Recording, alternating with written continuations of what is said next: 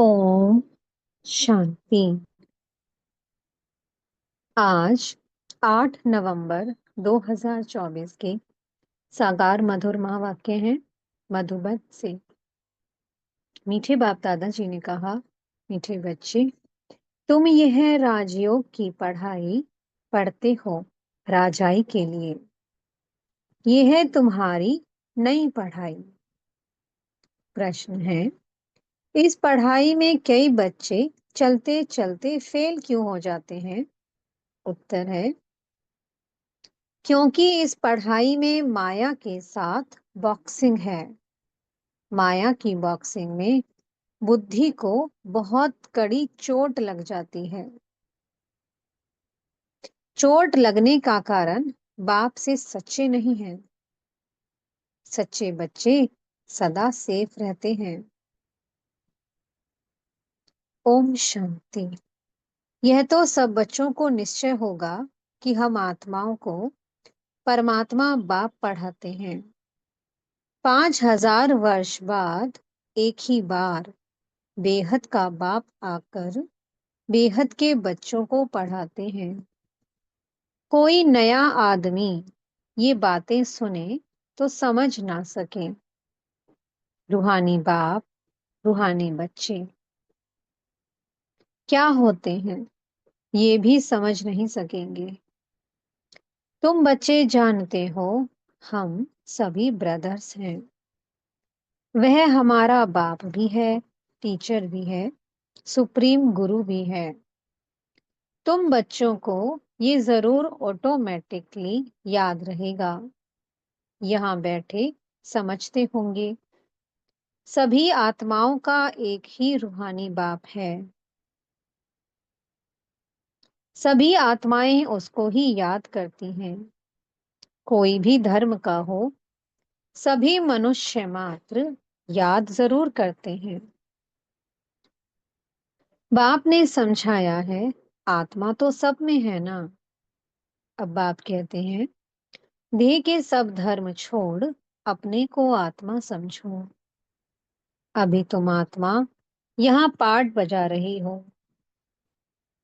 कैसा पार्ट बजाती हो वह भी समझाया गया है। बच्चे भी नंबरवार पुरुषार्थ अनुसार ही समझते हैं। तुम राजयोगी हो ना। पढ़ने वाले सब योगी ही होते हैं। पढ़ाने वाले टीचर के साथ योग जरूर रखना पड़ता है। एम ऑब्जेक्ट का भी मालूम रहता है।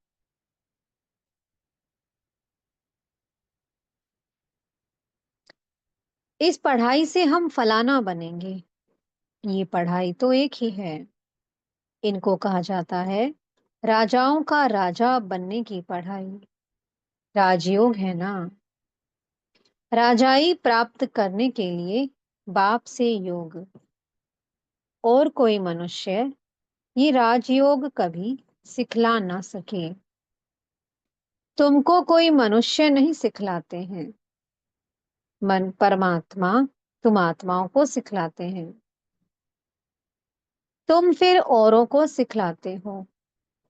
तुम भी अपने को आत्मा समझो।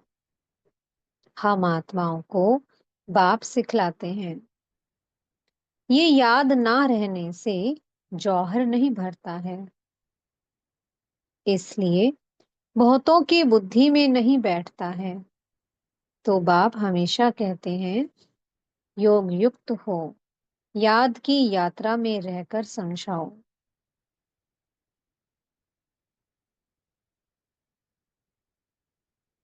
हम भाई भाई को सिखलाते हैं, तुम भी आत्मा हो। वह सबका बाप, टीचर, गुरु है। आत्मा को देखना है, भलगायन है, सेकंड में जीवन मुक्ति।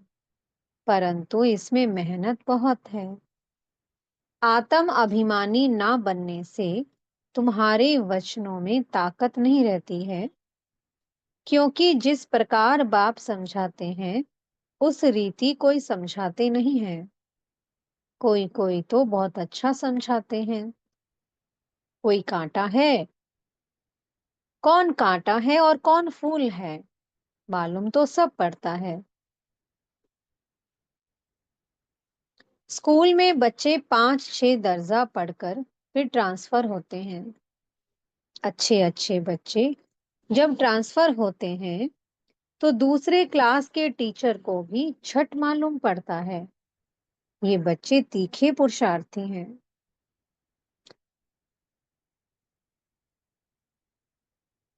इन्होंने अच्छा पढ़ा हुआ है, तब उच्च नंबर में आए हैं। टीचर तो जरूर समझते होंगे ना। वो है लौकिक पढ़ाई। यहाँ तो वह बात नहीं।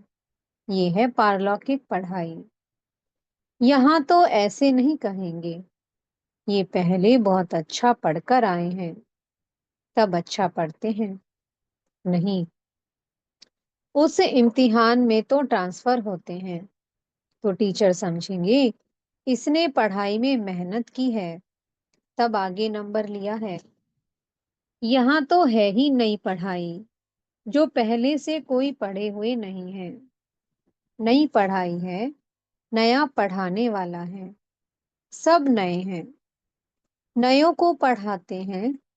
उनमें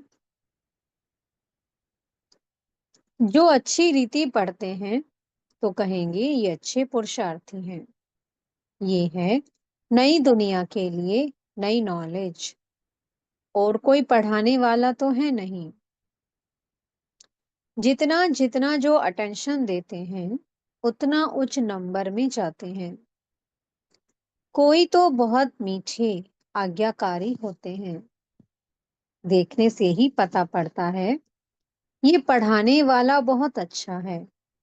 इनमें कोई अवगुण नहीं है। चलन से, बात करने से मालूम पड़ जाता है। बाबा पूछते भी सबसे हैं, ये कैसा पढ़ाते हैं? इनमें कोई खामी तो नहीं है? ऐसे बहुत कहते हैं कि हमारे पूछे बिगर समाचार कभी नहीं देना। कोई अच्छा पढ़ाते हैं, कोई श्रूड बुद्धि नहीं होते हैं। माया का वार बहुत होता है। ये बाप जानते हैं। माया इन्हों को बहुत धोखा देती है। भल 10 वर्ष भी पढ़ाया है, परंतु माया ऐसी जबरदस्त है। देह अहंकार आया और ये फंसा। बाप समझाते हैं जो भी पहलवान हैं उन पर माया की चोट लगती है। माया भी बलवान से बलवान होकर लड़ती है। तुम समझते होंगे बाबा ने जिसमें प्रवेश किया है ये नंबर 1 है। फिर नंबर वार तो बहुत है ना। बाबा मिसाल करके एक धोखा देते हैं। होते तो नंबरवार बहुत हैं। जैसे दिल्ली में गीता बच्ची बहुत होशियार है बच्ची बड़ी मीठी। बाबा हमेशा कहते हैं गीता तो सच्ची गीता है। मनुष्य वह गीता पढ़ते हैं, परंतु ये नहीं समझते हैं कि भगवान ने कैसे राजयोग सिखाकर राजाओं का राजा बनाया था। बरोबर सतयुग था तो एक ही धर्म था। कल की बात है। बाप कहते हैं कल तुमको इतना साहूकार बनाकर गया। तुम पद्मा पदम भाग्यशाली थे। अब तुम क्या बन गए हो? तुम फील करते हो ना? उन गीता सुनाने वालों से कोई को फीलिंग आती है क्या? जरा भी नहीं समझते। ऊंचते ऊंच श्रीमद् भगवत गीता ही गाई जाती है। वह तो गीता किताब बैठ पढ़ते व सुनाते हैं। बाप तो किताब नहीं पढ़ते। फर्क तो है ना। उनकी याद की यात्रा तो है ही नहीं। वह तो नीचे गिरते ही रहते हैं।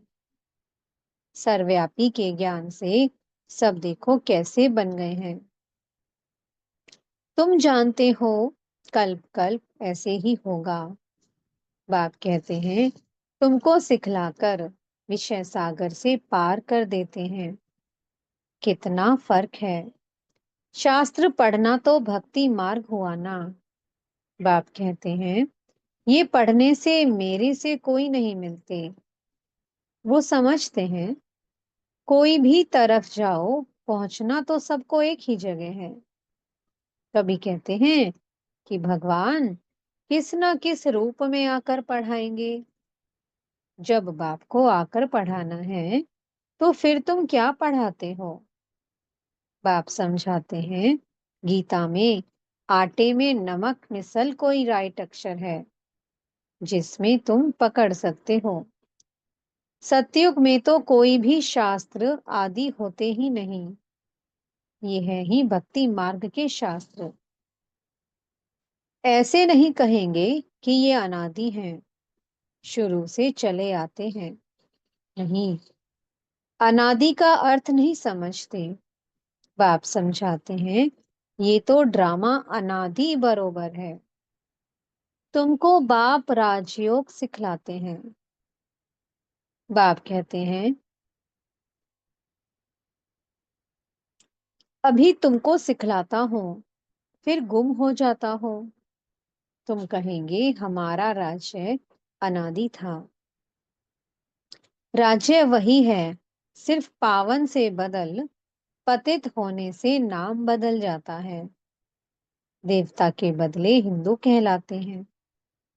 तो है तो आदि सनातन देवी देवता धर्म के ना। अब देवता के बदले सब हिंदू कहलाने लग गए, लेकिन आत्मा तो देवी देवता धर्म की है ना। जैसे दूसरे सतो प्रधान से सतो, रजो, तमो में आते हैं, तुम भी ऐसे उतरते हो।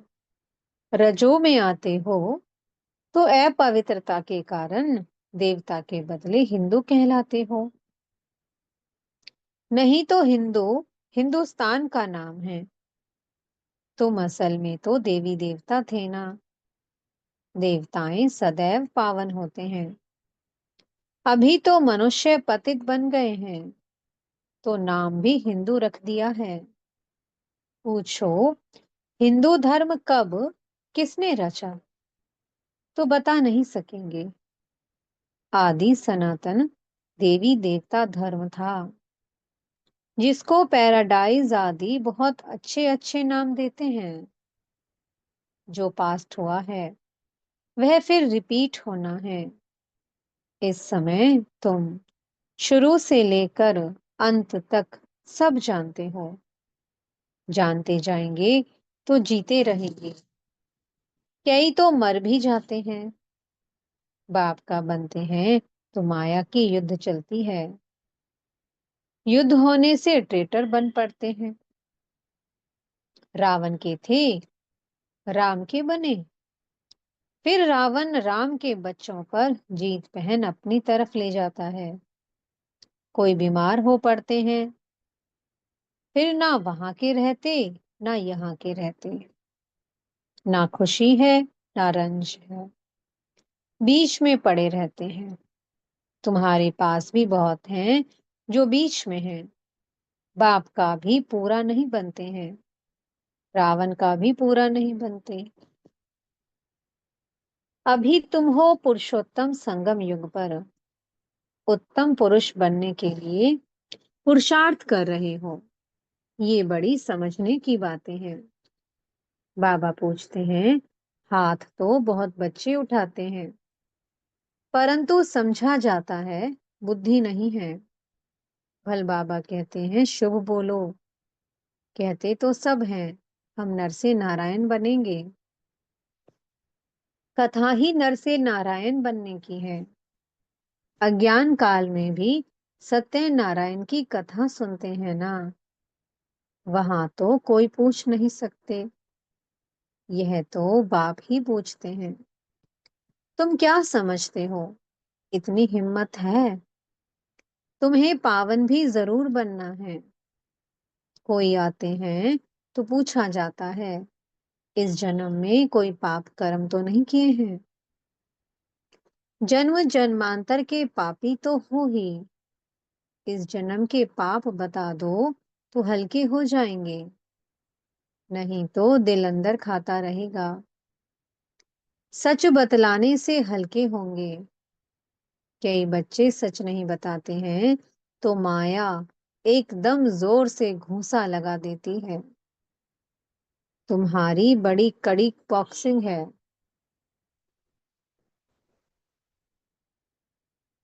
उस बॉक्सिंग में तो शरीर को चोट लगती है, इसमें बुद्धि को बहुत चोट लगती है।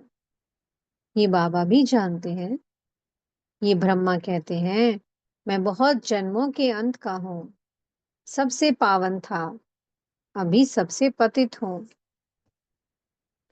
फिर पावन बनता हूँ। ऐसे तो नहीं कहता हूँ कि मैं महात्मा हूँ। बाप भी खातरी देते हैं, ये सबसे जास्ती पतित है। बाप कहते हैं, मैं पराये देश, पराये शरीर में आता हूँ। इनके बहुत जन्मों के अंत में मैं इनमें प्रवेश करता हूँ। जिसने पूरे 84 जन्म लिए हैं, अब ये भी पावन बनने का पुरुषार्थ करते हैं। खबरदार भी बहुत रहना होता है। बाप तो जानते हैं ना, ये बाबा का बच्चा बहुत नजदीक है। ये तो बाप से जुदा कभी हो नहीं सकता। ख्याल भी नहीं आ सकता कि छोड़कर जाऊं। एकदम हमारे बाजू में बैठा है। मेरा तो बाबा है ना, मेरे घर में बैठा है। बाबा जानते हैं, हंसी कुड़ी भी करते हैं। बाबा आज हमको स्नान तो कराओ, भोजन तो खिलाओ। मैं छोटा बच्चा हूँ, बहुत प्रकार से बाबा को याद करता हूँ। तुम बच्चों को समझाता हूँ, ऐसे ऐसे याद करो। बाबा, आप तो बहुत मीठे हो, एकदम हमको विश्व का मालिक बना देते हो। ये बात और किसकी बुद्धि में हो ना सके। बाप सबको रिफ्रेश करते रहते हैं। सब पुरुषार्थ तो करते हैं, परंतु चलन भी ऐसी हो ना। भूल हो जाए तो झट लिखना चाहिए। बाबा, हमसे ये भूल हो जाती है। कोई कोई लिखते भी हैं, बाबा हमसे ये भूल हुई, माफ करना। हमारा बच्चा बनकर फिर भूल करने से 100 गुना वृद्धि हो जाती है। माया से हारते हैं तो फिर वहीं के वहीं बन जाते हैं। बहुत हारते हैं। ये बड़ी बॉक्सिंग है। राम और रावण की लड़ाई है। दिखाते भी हैं बंदर सेना ली। ये सब बच्चों का खेल बना हुआ है। जैसे छोटे बच्चे बेसमझ होते हैं ना। बाप भी कहते हैं, ये तो इन्हों की पाई पैसे की बुद्धि है। कहते हैं हर एक ईश्वर का रूप है, तो हर एक ईश्वर बन क्रिएट भी करते हैं, पालना करते हैं, फिर विनाश भी कर देते हैं। अब ईश्वर कोई का विनाश थोड़ी करते हैं। ये तो कितनी अज्ञानता है। इसलिए कहा जाता है, गुड़ियों की पूजा करते रहते हैं। वंडर है, मनुष्यों की बुद्धि क्या हो जाती है, कितना खर्चा करते हैं। बाप उल्हाना देते हैं, हम तुमको इतना बड़ा बनाकर गया, तुमने क्या किया। तुम भी जानते हो, हम सो देवता थे। फिर चक्कर लगाते हैं, अभी हम ब्राह्मण बने हैं। फिर हम सो देवता, क्षत्रिय, वैश्य, शूद्र बनेंगे। ये तो बुद्धि में बैठा हुआ है ना। यहाँ बैठते हो तो बुद्धि में ये नॉलेज रहनी चाहिए। बाप भी नॉलेजफुल है। बाप भी नॉलेजफुल है ना। रहते भल शांति धाम में है, फिर भी उनको नॉलेजफुल कहा जाता है। तुम्हारी भी आत्मा में सारी नॉलेज रहती है ना। कहते हैं, इस ज्ञान से तो हमारी आंख खुल गई है। बाप तुमको ज्ञान के चक्षु देते हैं। आत्मा को सृष्टि के आदि, मध्य, अंत का पता पड़ गया है। चक्कर फिरता रहता है। ब्राह्मणों को ही स्वदर्शन चक्र मिलता है। देवताओं को पढ़ाने वाला कोई होता नहीं। उनको शिक्षा की दरकार नहीं। पढ़ना तो तुमको है, जो फिर तुम देवता बनते हो। अब बाप बैठ ये नई नई बातें समझाते हैं। ये नई पढ़ाई पढ़कर तुम उच्च बनते हो। First so last, last so first. ये पढ़ाई है ना। अभी तुम समझते हो। बाबा हर कल्प आकर पतित से पावन बनाते हैं। फिर ये नॉलेज खलास हो जाएगी। अच्छा, मीठे मीठे सी कीलत बच्चों प्रति माता पिता बाप दादा का याद प्यार और गुड मॉर्निंग। रूहानी बाप की रूहानी बच्चों को नमस्ते। हम रूहानी बच्चों की मीठे रूहानी बाप दादाजी को बहुत बहुत याद प्यार, गुड मॉर्निंग और नमस्ते। धारणा के लिए मुख्य सार है। पहला पॉइंट, बहुत बहुत आज्ञाकारी मीठा होकर चलना है। देह अहंकार में नहीं आना है। बाप का बच्चा बनकर फिर कोई भी भूल नहीं करनी है। माया की बॉक्सिंग में बहुत बहुत खबरदार रहना है। दूसरा पॉइंट है, अपने वचनों में ताकत भरने के लिए आत्म अभिमानी रहने का अभ्यास करना है। स्मृति रहे कि बाप का सिखलाया हुआ हम सुना रहे हैं, तो उसमें जौहर भरेगा। इनके सतगुरु जी वरदान दे रहे हैं। अविनाशी नशे में रह रूहानी मजे और मौज का अनुभव करने वाले ब्राह्मण सो फरिश्ता भव। आप ब्राह्मण सो फरिश्ते देवताओं से भी ऊंचे हो। आप ब्राह्मण, क्या कहा बाबा ने? आप ब्राह्मण सो फरिश्ते देवताओं से भी ऊंचे हो। देवताई जीवन में बाप का ज्ञान इमर्श नहीं होगा। परमात्म मिलन का अनुभव भी नहीं होगा। इसलिए अभी सदा ये नशा रहे कि हम देवताओं से भी ऊंच ब्राह्मण सो फरिश्ता हैं। ये अविनाशी नशा ही रूहानी मजे और मौज का अनुभव कराने वाला है। अगर नशा सदा नहीं रहेगा तो कभी मजे में रहेंगे, कभी मूंझेंगे। स्लोगन है, अपनी सेवा को भी बाप के आगे अर्पित कर दो, तब कहेंगे समर्पित आत्मा। ओम शांति। बहुत बहुत शुक्रिया प्यारे प्यारे हमारे मीठे मीठे बाप दादा जी का। ओम शांति।